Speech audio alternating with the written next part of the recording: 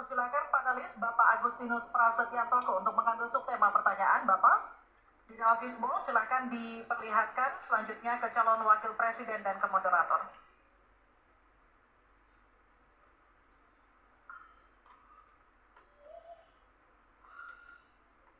Calon presidennya deh.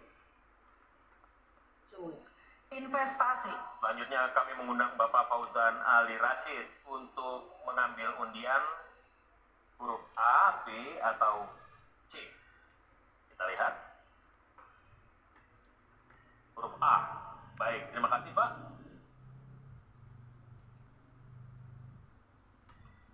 Kita buka amplop sesuai dengan undian yang didapat dan kita lihat masih tersegel Bapak.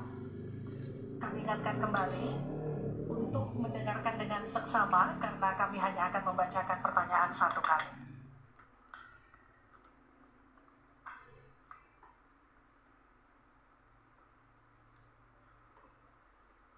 Pertanyaan untuk calon wakil presiden nomor urut 1 Bapak Muhaimin Iskandar dengan subtema investasi.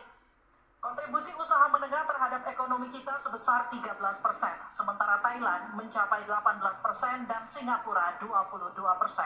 Pertanyaannya, bagaimana strategi paslon meningkatkan investasi untuk usaha menengah dan mendorong usaha kecil naik kelas?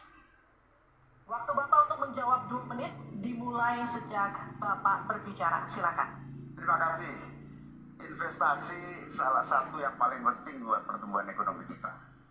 Dan investasi tidak akan ada masuk ke tanah air kita apabila tidak kita bangun trust, kepercayaan internasional, kepercayaan dalam negeri dengan apa? Dengan kepastian hukum dan terjaganya kestabilan usaha yang berkembang di masyarakat kita. Di sisi yang lain, investasi juga masih sangat tertutup. Kita ingin investasi ini begitu terbuka dan tidak hanya berkonsentrasi kepada investasi yang menumpuk pada sektor-sektor tertentu atau padat modal.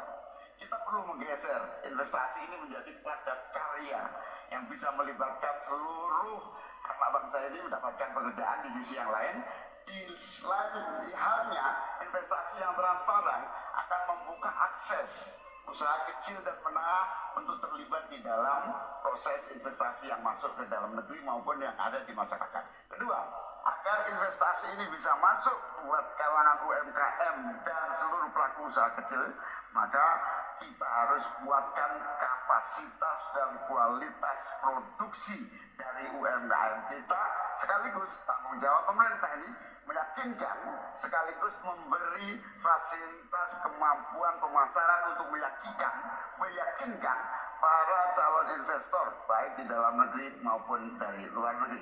Yang lebih penting dari itu adalah kepastian hukum, termasuk di dalamnya adalah jaminan akan investasi tidak akan disalahgunakan atau tidak menjadi beban baru, dalam artian investasi mengandung kecurigaan kerugian yang itu diakibatkan kepercayaan yang menurun. Kredibilitas pemerintah hukum harus ditegakkan untuk membangun trust agar semua yang investasi merasa aman. Cukup, waktu Anda habis. Terima kasih. Mohon tenang. Kita mulai untuk meminta tanggapan dari calon wakil presiden nomor urut 2 terlebih dahulu, Pak Gibran. Silakan. Baik, terima kasih Gus Muhaimin. Mungkin PR kita ke depan adalah bagaimana kita bisa menurunkan indeks ekspor kita. Kita ingin indeks ekspor kita turun ke angka 4 atau 5%, sehingga investasi akan naik dan akan menumbuhkan trust juga dari para calon-calon investor. Lalu ini yang perlu kita garis bawahi.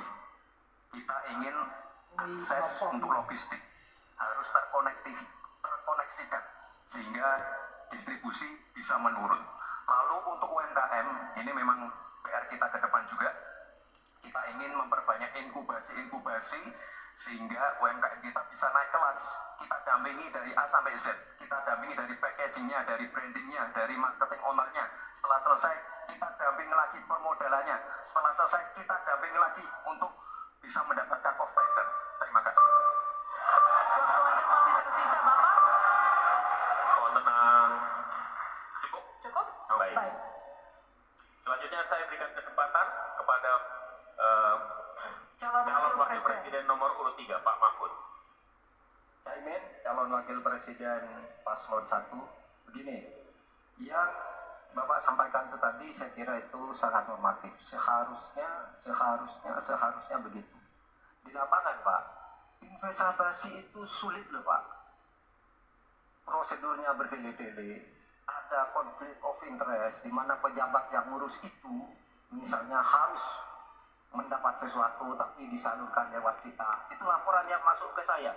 Ada urusan harusnya diinvestasikan untuk rakyat, itu malah desentralisasi ke negara, dibuat PT sendiri lalu diurus sendiri, rakyatnya tidak kebagian.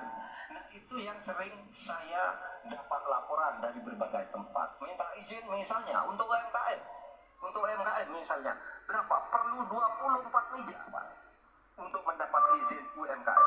Pertanyaan saya, instrumen hukum apa yang Pak Imin bisa sediakan untuk menjawab itu semua? Selesai. Baik, terima kasih. Tenang, nanti ada saatnya untuk memberikan aplaus. Selanjutnya kita akan ke calon wakil presiden nomor urut 1, Bapak Muhaimin Iskandar, untuk menanggapi kembali. Waktu Anda 1 menit, kita mulai.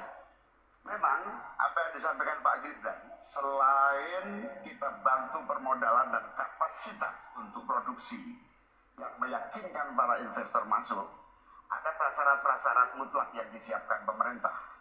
Sekaligus menanggapi Pak Mahfud, kita punya undang-undang Omnibus Law, kita punya sistem baru yang lebih efektif dan ramah terhadap investasi.